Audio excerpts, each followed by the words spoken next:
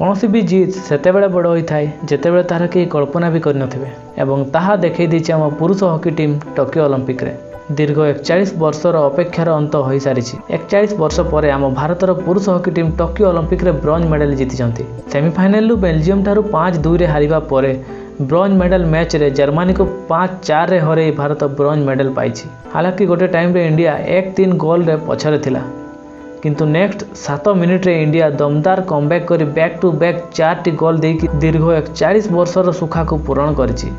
अन्य देश पई यह एक ब्रोंज मेडल होई पारे, किंतु भारत पई यह एक गोल्ड मेडल। सेपटे वोमेन्स हॉकी टीम मध्य 3 थर गोल्ड मेडल विजेता ऑस्ट्रेलिया टीम को हरई प्रथम थर पई सेमीफाइनल प्रवेश करी इतिहास रचि देइछि। किंतु सेमीफाइनल ने अर्जेंटीना ठारू हारी ब्रोंज मेडल मैच रे ब्रिटेन को सामना करथिला। दुर्भाग्यवशतः भारत ब्रिटेन ठारू 4-3 गोल रे हारि जाई मेडल रु वंचित होई गला सिना, किंतु ताहा पूर्वरु महिला हॉकी टीम भारत पई गोटे नुआ जुग आरंभ कर दै सारिछन्ति। एही टीम रो प्रत्येक योद्धांकर नाम स्वर्णिम अक्षर लेखाजिवो। यह गोटे ऐतिहासिक दिन जहाँकि मस्को ओलंपिक 1980 रे वोमेन्स हॉकी पदार्पण पर यह प्रथम थर जोटी भारतर पुरुष और महिला हॉकी टीम 2 जन जाक सेमीफाइनल खेली, किंतु यह गोटे राति रे होई नाही। 1923 रु 1972 जाए 8 थर ओलंपिक रे गोल्ड मेडल, गोटे सिल्वर और 2टी ब्रोंज मेडल जीति भारतीय हॉकी टीम विगत 40 वर्ष हम कहीं गोटे भी मेडल जीति पारि नाही। यह थिला सबुठारु बड़ क्वेश्चन। एमिति कौन होइतिला जे लगातार 6 ओलंपिक गोल्ड मेडल जीति भारतीय हॉकी टीम 2008 बेजिंग ओलंपिक रे भारतर उभय महिला और पुरुष टीम क्वालिफाई मध्य करि पारि नथिला। आउ केमिति एही भारतीय हॉकी टीम टोक्यो ओलंपिक रे मेडल जीतिबारे ओडिशार मुख्यमंत्री नवीन पट्टनायक कौन भूमिका रही ताहा आमे जानिबा। सो नमस्कार, ओडिशा स्वागत करछि मो चैनल ओडिया रे ज्ञान। आज आपण जानिबा को पाइबे केमिति इंडियन हॉकी फेडरेशन भारतीय हॉकी को ध्वंस कर देथिला और मुख्यमंत्री नवीन पट्टनायक आसिबार परे केमिति सबु किछि बदली गला। भारतीय हॉकी रो उत्थान परे पतन पुणी उत्थान को जानिबा को हेले आमको प्रथमे भारतीय हॉकी रो इतिहास को जानिबा को पड़िबो। प्रथम थर भारत आम्स्टरडाम ओलंपिक 1928 रे गोल्ड मेडल जीतिला।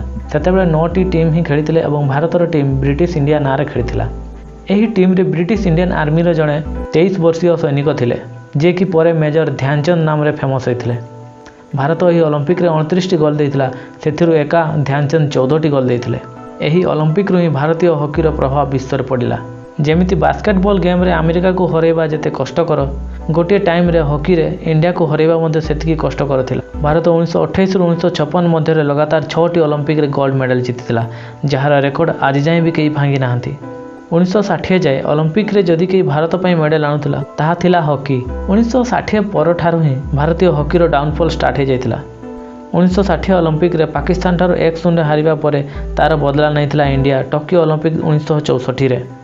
तेबे प्रश्न उठुची भारतीय हॉकी रो डाउनफॉल रे रीजन कौन थिला? यार सबुठारु बड़ रीजन थिला इंटरनल पॉलिटिक्स एंड करप्शन।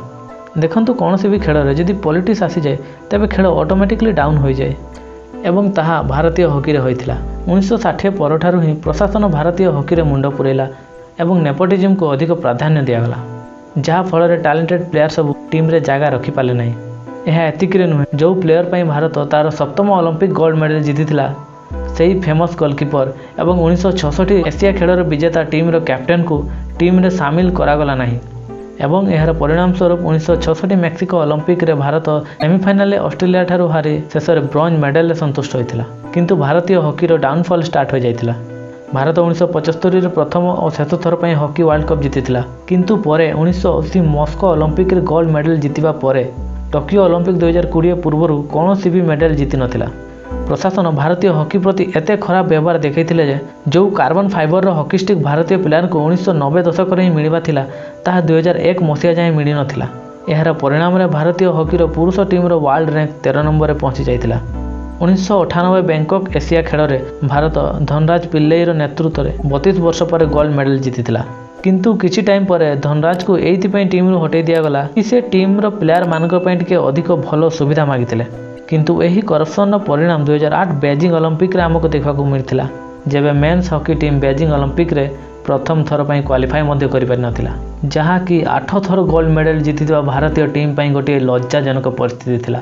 किंतु किछि मास पर गोटे वीडियो सामना को आसीथिला जोथरे Indian hockey federation vice president घूस नेउथिबार देखा जाइथिला, जहाँ फल इंडियन हॉकी फेडरेशन सहित महिला हॉकी को मध्य बैन करा जायथिला एवं 2010 रे गोटे नवा संगठन गठन करा जायथिला जहाको आमे आज हॉकी इंडिया नाँ रे जानुछु। किंतु हॉकी इंडिया भी किछि कमाल देखाई पारि नथिला। लंडन ओलंपिक 2012 रे क्वालिफाई तो करथिले किंतु गोटिए भी मैच जीति पारि नथिले जहाँ फल पॉइंट्स टेबुल रे इंडिया शेष रे थिला। देन आसिला 2014 हॉकी इंडिया रो एही खराब प्रदर्शन को देखिले आम ओडिशार मुख्यमंत्री नवीन Patnaik.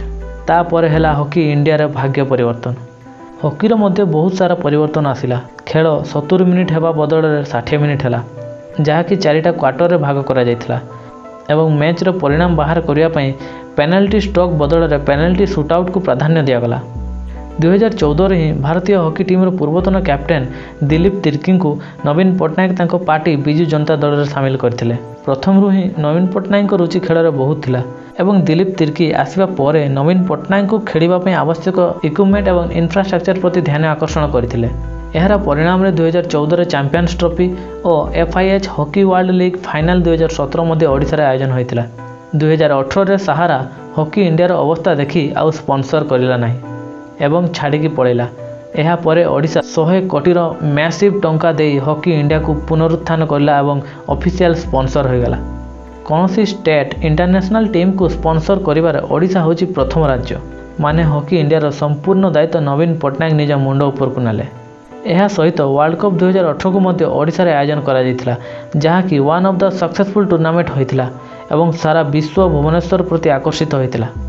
Mains hockey series final Olympic hockey qualifier 2019 एवं FIH प्रो लीग 2020 को मध्य ओडिशा बहुत ही सफलतार सह आयोजन करथिला।